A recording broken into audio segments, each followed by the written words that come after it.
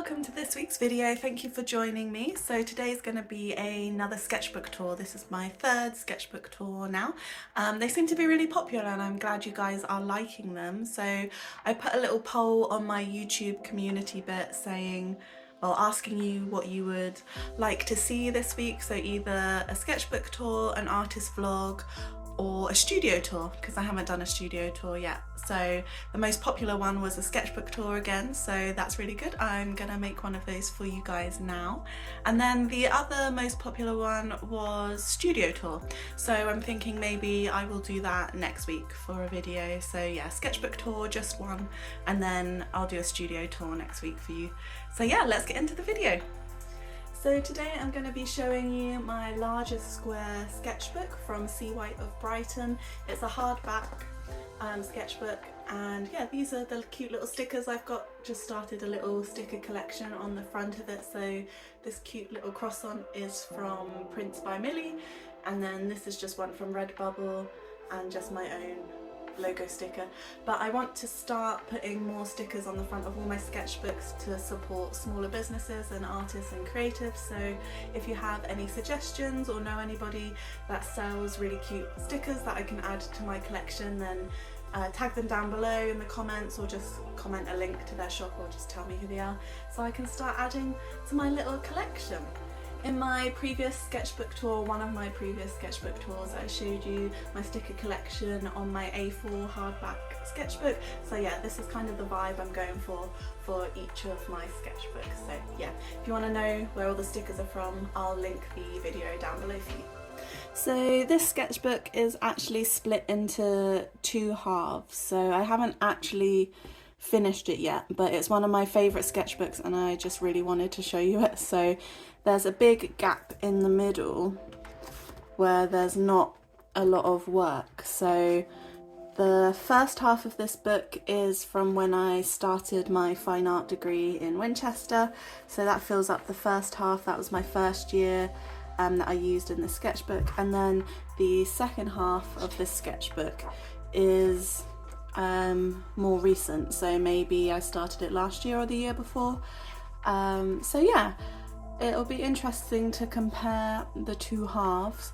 But yeah, I've still got some work to do in the middle of it, but I just couldn't help myself from showing you this sketchbook because it's one of my favourites.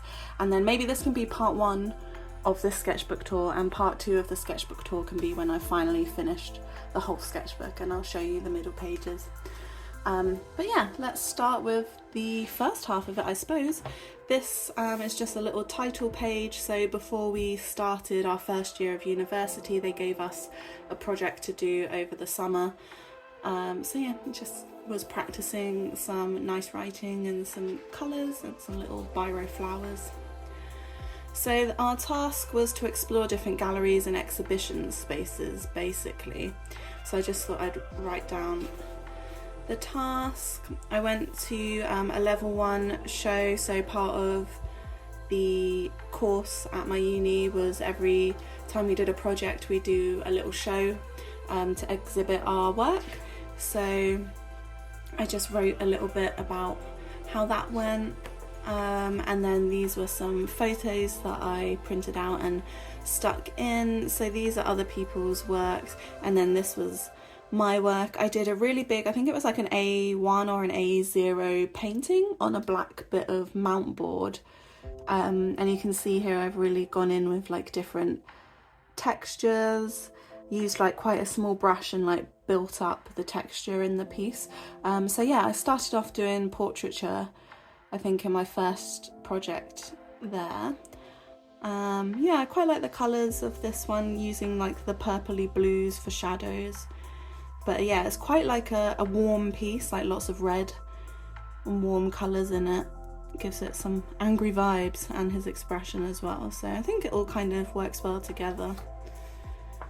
And then also in our first year we had to be a buddy for people in their final year, helping them put together their final pieces and like exhibit it for their final shows. So I was just documenting that. I was in the sculpture studio helping out one of the students in there. So this was where all like the big work was and all the most flamboyant stuff was happening. There was a lot of like actual building and things going on.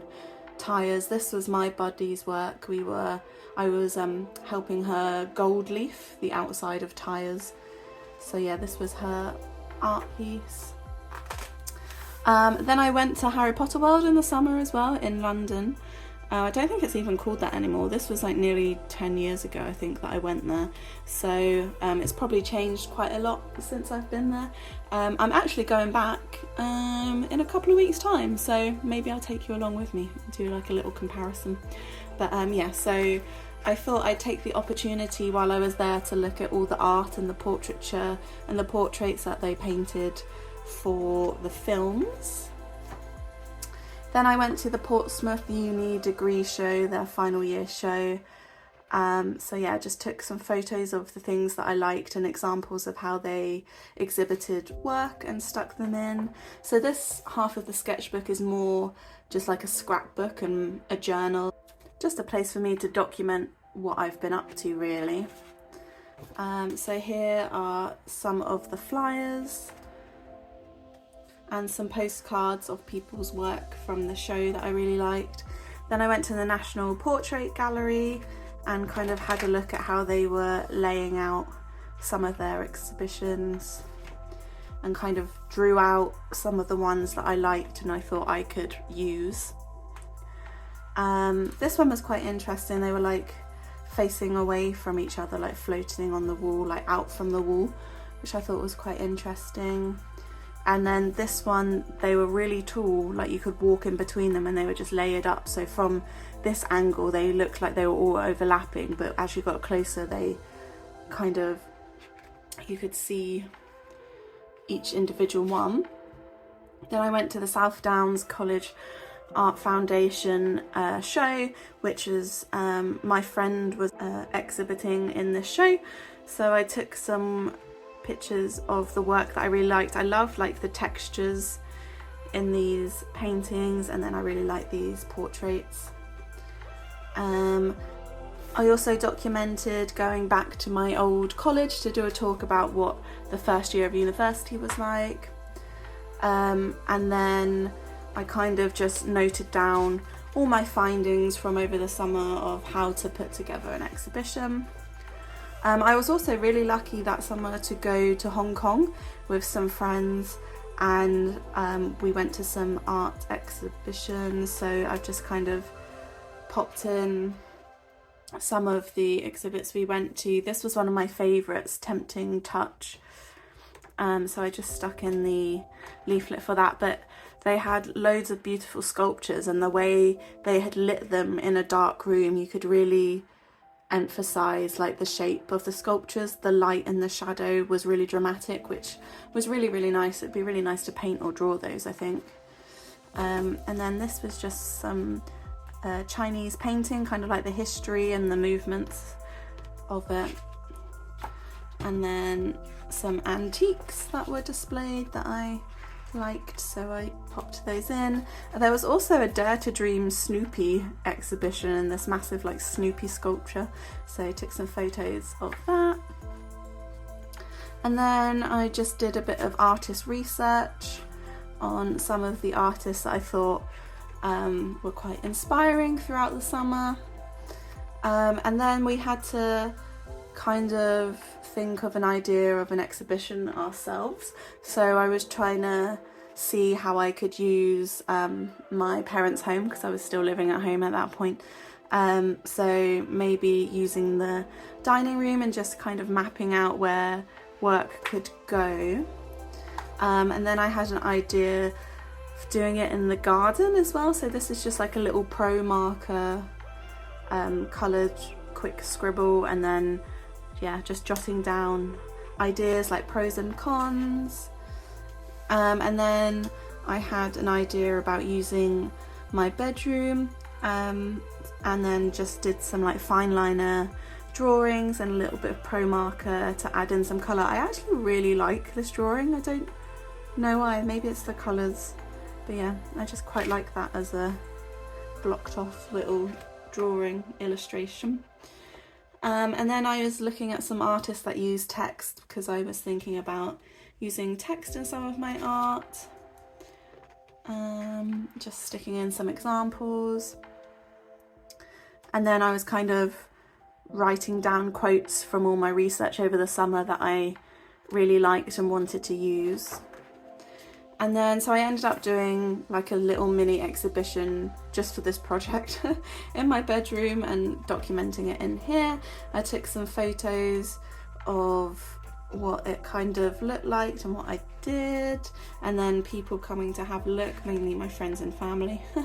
And then I used my friend's work from the Southdown show in here as well, because I really liked the texture, and it also used text, and it was, my theme for the show was kind of a bit like being and nothingness. I talk about this a bit as well in my previous sketchbook tour. I kind of have this theme that runs throughout a lot of my work, so I'll link that below if you wanted to hear me talk about that in more detail. So yeah, and also there's a missing photo from my previous sketchbook. That is this one, so now I know where it is. It's in this sketchbook instead. So yeah, these are some of the works from my friend that I've just kept in this sketchbook. Yeah, it's like wax over the paper, and then she's stitched on some fabric and just made it really nice and textured. This one has been burnt, so yeah, I think they look really cool. And then I just researched some artists that would, if I was going to show with any other artists, you know, like in theory, which artists might go well with some of my work.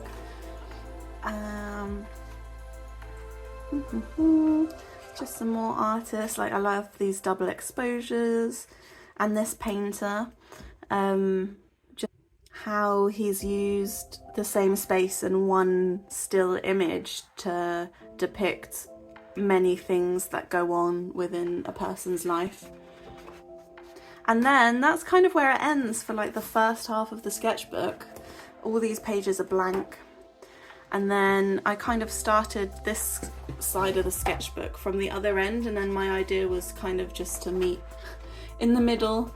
So talking about being and nothingness, I hadn't thought about it for ages since my uni work basically, and then last year I just had all these ideas and needed to get them out of my head. So I just used these 2 pages in the sketchbook to mind map all of these ideas and kind of write down everything a bit more in detail, and then like plan. My idea was, if I was ever to do an exhibition or display more work, these would be the ideas behind it basically. So basically the idea behind being and nothingness is like the echoes and traces of people and what they leave behind, and where, you know, where they've been, and knock-on effects to the future, and how you can't just disappear and become nothingness, because there's always traces of you that you've left in the world, if that makes sense. That's a very brief overview, so you don't have to listen to me ramble through all of this text. And then I also started, like, I wanted to start some journaling, because I think it's a really good way of just getting everything off your chest and kind of down onto a page so you can move on. And I started looking more into like moon phases and how it can affect people. It seems really random, but I think it all kind of links into the being and nothingness idea that I'm quite fascinated with. So just learning, I just wanted to do some research really and learn about the moon, so I decided to make like a spread about it and make it look nice. So yeah, I was just looking at the different phases of the moon, and I've always really been into like celestial art and, you know, moons and stars and everything. I find it really pretty, so I wanted to kind of delve deeper behind the actual meanings and stuff of what I like to draw. And then I just jotted down some of my thoughts about the moon, because I always struggle to sleep, and then one day, like sometimes I struggle to sleep, and one day I looked up what phase the moon was in, and it was nearly a full moon, or it was a full moon. it's been a couple of different times where it has happened, and I just wanted to like research into the moon's energy, because a lot of people say the moon's energy can affect your sleep patterns and stuff. So yeah, that's kind of what sparked it all as well. And then yeah, more research on this page, and I wanted to make it like a starry night sky, and I've kind of done the moon in gold foil. I don't know if you can see the light reflecting off of it. And then I just did like a little watercolour background, and I want it to be like the water and the moon's reflection on the water, and then this bit of the sky. So yeah, I was kind of looking into like the frequency and vibrations and energy around the moon, and lots of people experience 30% less sleep during a full moon, and the fact that all matter has frequency, including the moon. Everything emits these subtle frequencies which can affect us physically and mentally. So yeah, I kind of just wanted to get all of that down in a nice looking spread. And then yeah, then I started using these pages as like a monthly intentions and journaling, and kind of what I want the month to be and what's previously happened in the months and stuff. So yeah, I did some watercolors and kind of did like a little gradient from blue to green, and did this with some moon phases in the night sky. And then I had a new, I think it was like an acrylic paint marker, so I wanted to try out some of that on top of the watercolor. So yeah, just setting intentions for what I wanted to do, and then I looked up some affirmations and just picked some at random, and I was like, right, they're gonna be my ones for the month. And then this page I really like, I love the colours, just some sunset, night sky vibes and mountains. I just wanted to play around with different ways of putting the information down on the page that looked nice and wasn't just writing it all down. So yeah, and again decorated with some biro moons. So yeah, I've got some things on the mountain that weren't as good, and then in these clouds are things that were good in the month, and then another little affirmation that I just randomly picked. And then here's just a reflection on June. So I wanted to experiment up here. I have these like water brush pens from Arteza, and I always just use them as they are out of the pens. I've never added water to them to blend them or anything. So I just did like a little experiment on this title bit at the top. I don't know, they've kind of made the page flake a little bit. I'm not sure if I like the effect it has, but you know, wanted to try it anyway. So I just wrote down my favourite memories from the month and reflections about what I found out about the moon as well. So I noticed that everyone at work was also saying they couldn't sleep on the same night that it was working up to a full moon, or it was a full moon, and there was like a lot of energy. And they say it's also good, like this is when you have the best ideas, and like the new moon is for new ideas and things. So I also had lots of good ideas for my colouring pages that I did. So yeah, and there's some more affirmations, and then this one, I think this is my last journal page that I did. I only did like a little bit of colour, and then just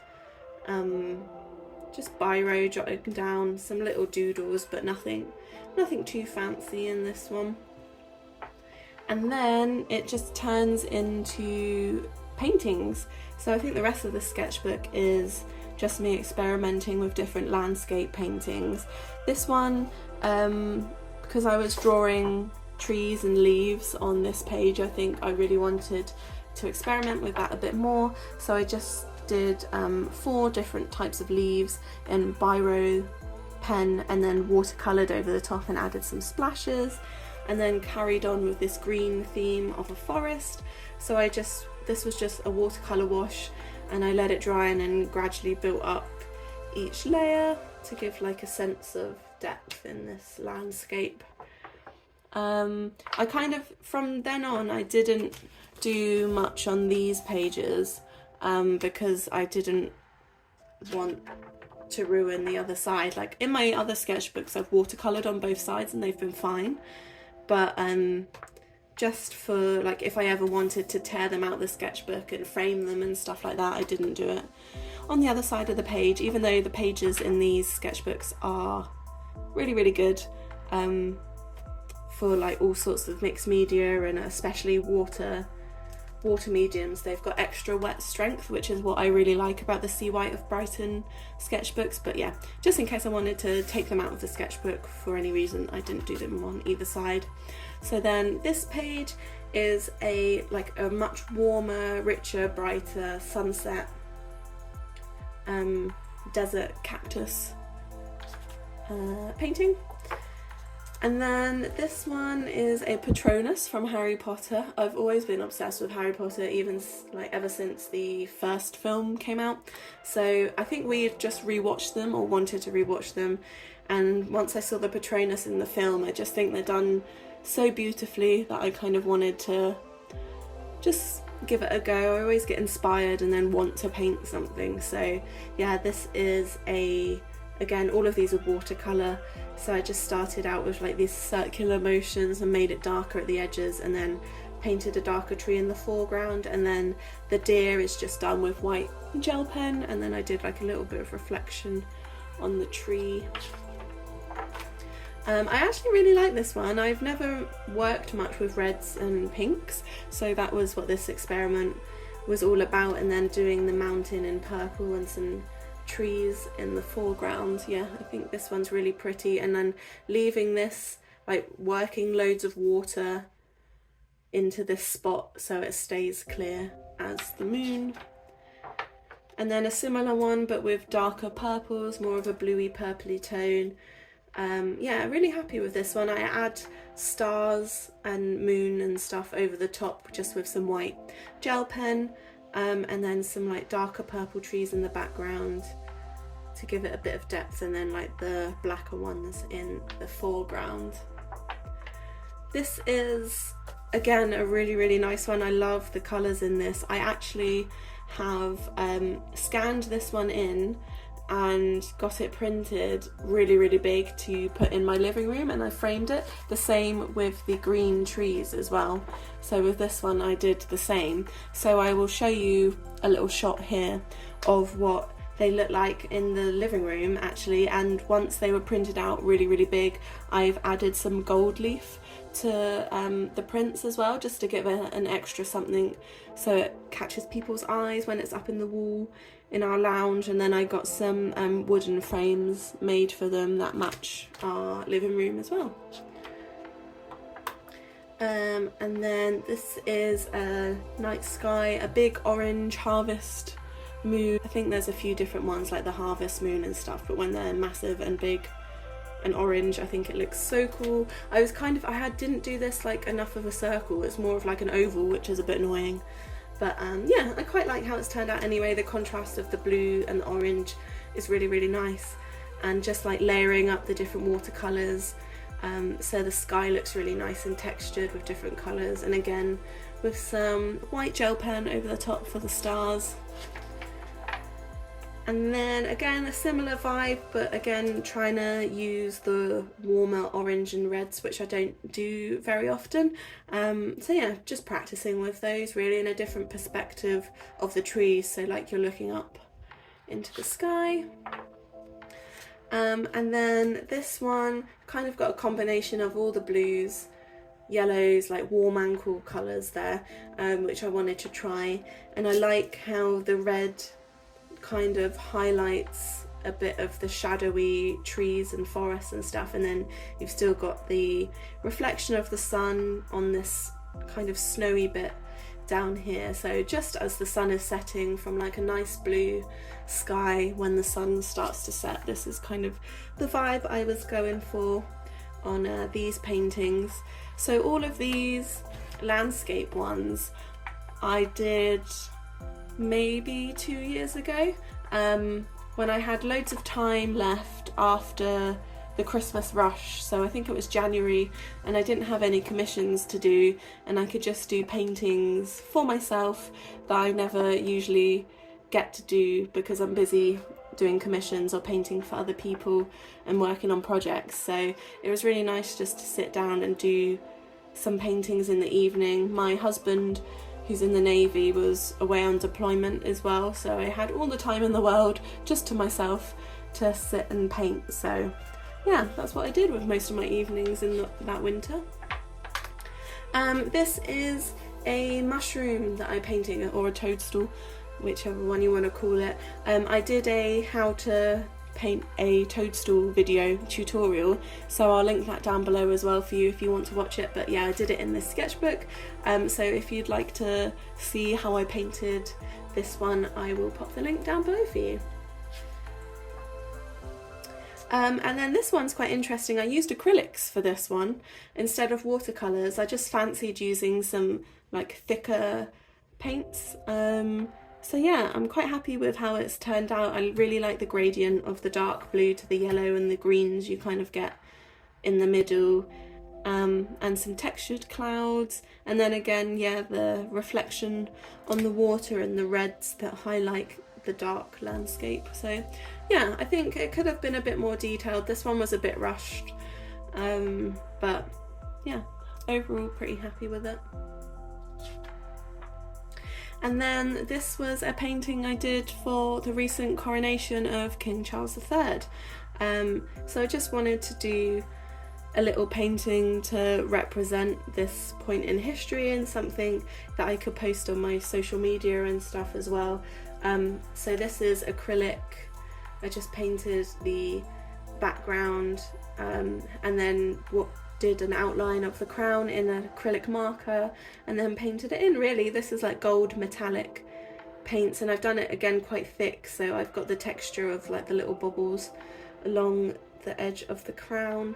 So yeah, pretty happy with that. I could have gone into a bit more detail. Again, I didn't really have much time to do it, as I do these like in the evenings after work and stuff. So yeah, I did a little kind of time-lapse process video of this painting, and I uploaded it as a short, so check out the short videos on my YouTube channel as well, where you'll be able to see how I painted this one if you're interested in the process of it.